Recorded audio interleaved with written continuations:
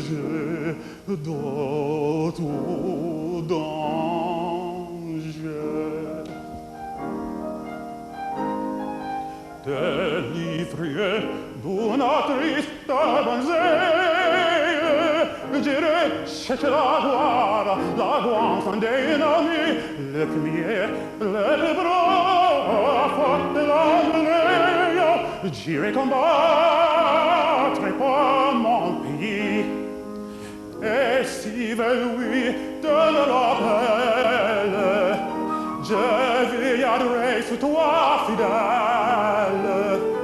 Ah, Marguerite,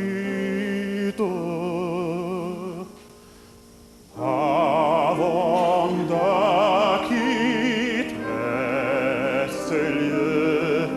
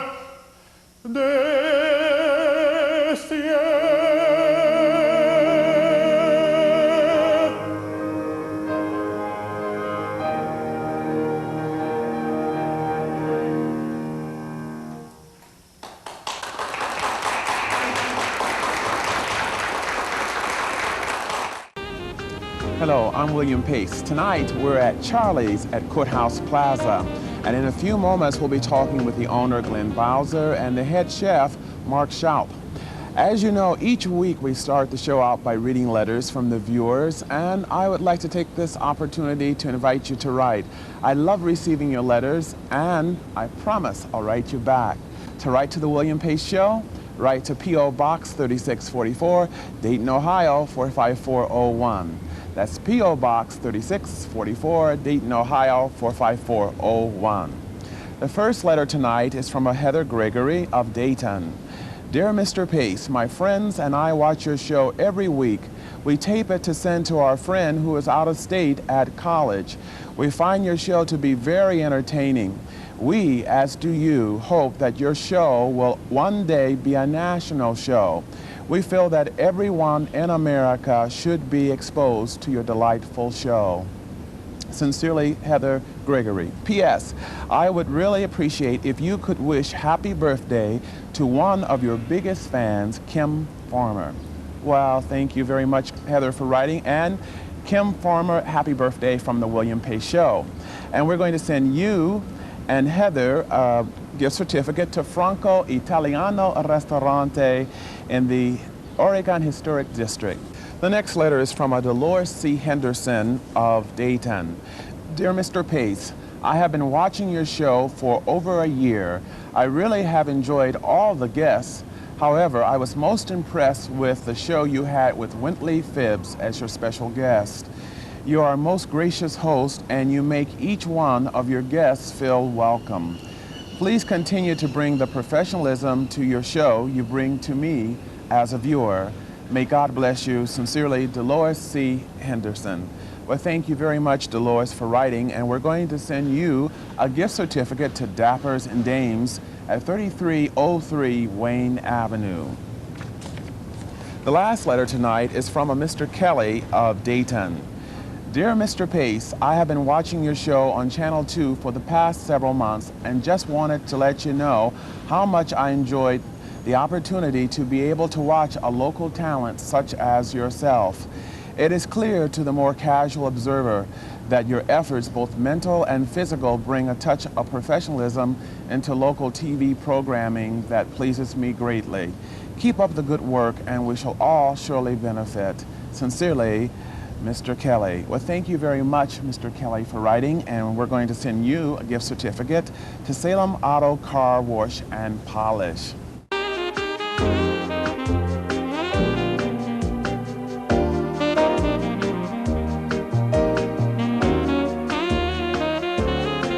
Restaurant segment tonight. We're at Charlie's at the Courthouse Plaza, and my guest is Glenn Bowser, owner and manager of Charlie's.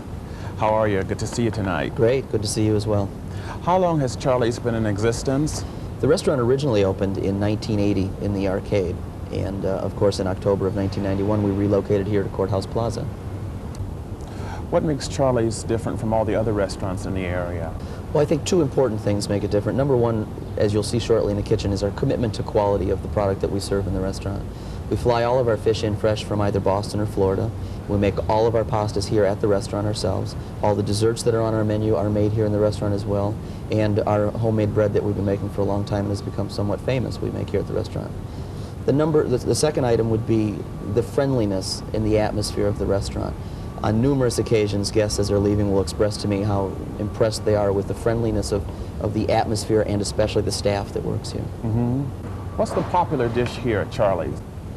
Our most popular dish has got to be our chicken fettuccine. Why? The homemade fettuccine noodles.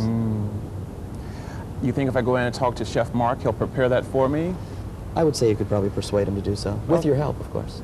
Okay, it's a deal. Let's go in. Okay. My guest is Mark Shump, head chef of Charlie's. What are we going to whip up tonight?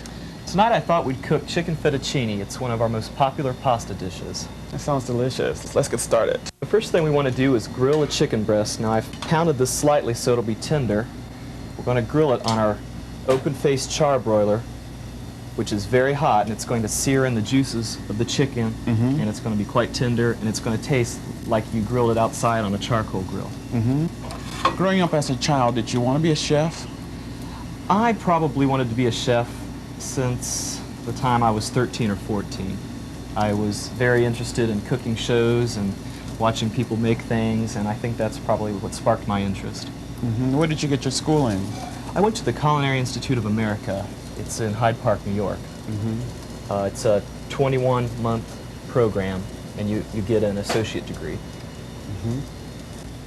Now that the chicken's grilling, I think I'll start the sauce. The sauce is made of walnuts, tomatoes, broccoli, mushrooms, and heavy cream. So I'm going to start with a full flame under the pan, add some heavy cream,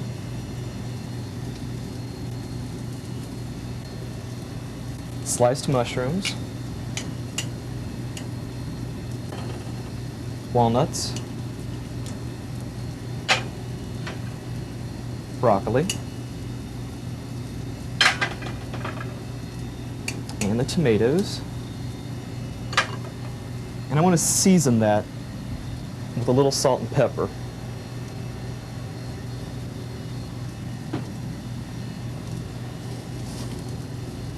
Now we'll just let this simmer for a little while. The vegetables will become tender and the cream will reduce and it'll be slightly thickened. Okay, this is bubbling now, and we want to turn down the heat just slightly so we don't boil over. Just want it to simmer. I think we'll start cooking the pasta now. We use a pasta cooker here that is timed, and I'll show you. It's kind of a foolproof way not to overcook your pasta. You put the pasta at one order to each one of these cups, and you push this little button. The machine automatically drops the pasta down into the water, and then we start tossing this so that it doesn't stick together. And if you could help me, just keep this pasta moving. I'll finish the sauce down here. William, if you would slice this chicken breast for me, we want to slice it kind of thin, just like this, and then we'll put it in the sauce. Oh, the aroma is just wonderful.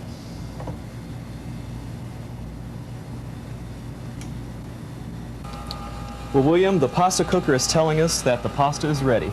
Okay. So now let's put this together.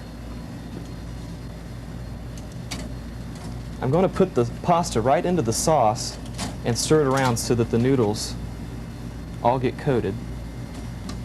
And at this point, I'm going to add the sliced chicken breast as well. And we're ready to eat. Chicken fettuccine. Let's go out to the dining room and try this out. Okay. Here comes the chicken fettuccine. Here we are.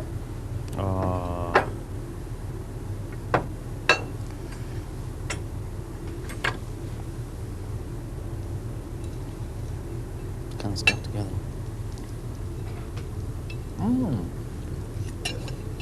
This is good. Delicious. Compliments to the chef. Well, couldn't have done it without your help. Well, every meal has to have a dessert, so what are we going to have for the dessert? We're going to have a piece of our authentic key lime pie. We import our key lime juice from Key West, Florida to make it, and it's wonderful. Okay, bring on the dessert.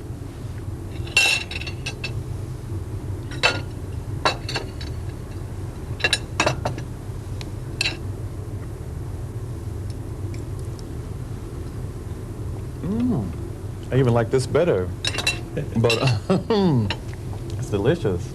It's one of my favorites, too. So, Glenn, would you like to tell us your hours of business? We're open Monday through Thursday from 11:30 a.m.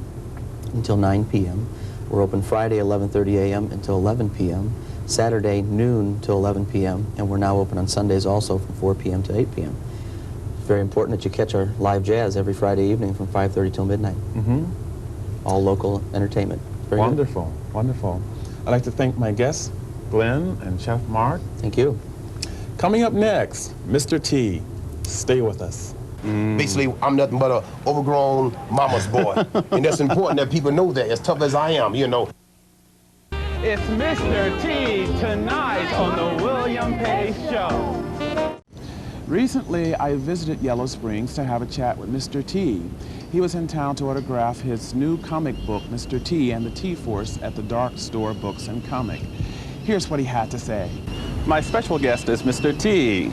How are you, Mr. T? Good, brother. Good to be here. When you were growing up as a child, did you have any idea that you'd become this huge television personality? To tell the truth, when I was growing up as a child, I never even really know where my next meal was coming from. That's really? the truth. We was, as I tell you about, we was poor financially, but we was rich spiritually. I come from a large family of 12. I got 7 brothers and 4 sisters. So that's the message I try to take to the people now. So I'm a living proof that you can get out the ghetto. You know, like I tell you about, I was born and raised in the ghetto, but the ghetto wasn't born and raised in me. But I did have high aspirations. When I was living in Robert Taylor Project, Southside Chicago, I would look downtown at Marina City in Lake Point Tower. And then when I was 10 years old, in the 4th grade, I tell you about this story, you know, I came home from school and I told my mother, I said I had a dream, I had a promise. I said, Mama, one of these days I'm gonna be big and strong. I'm gonna be a football player and a boxer.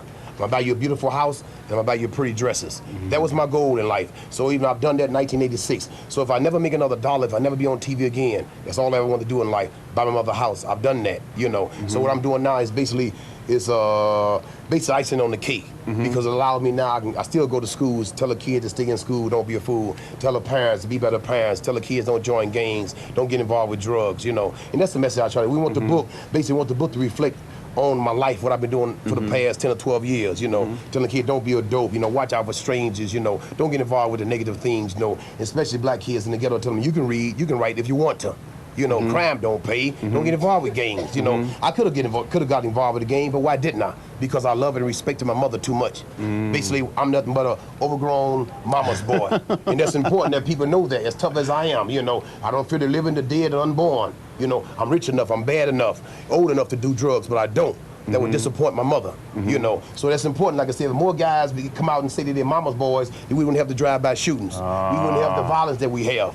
You know, so coming there jokingly, like I said, which is seriously, I do talk to my mother every time I go to her. Then she tell me two things. The former get quiet. She say, I say, okay, Ma, I guess I better go. The people waiting on me. Then the former get quiet for a couple of seconds. Then she'll say, don't forget to pray. And then she'll also say, stay out of trouble. You know, so that's important. And I remember that. I say, thank you, yes, ma'am. You know, and that's important. Gotta go, but I'd like to leave you with a song in my heart. Take care. See you next week. Bye-bye.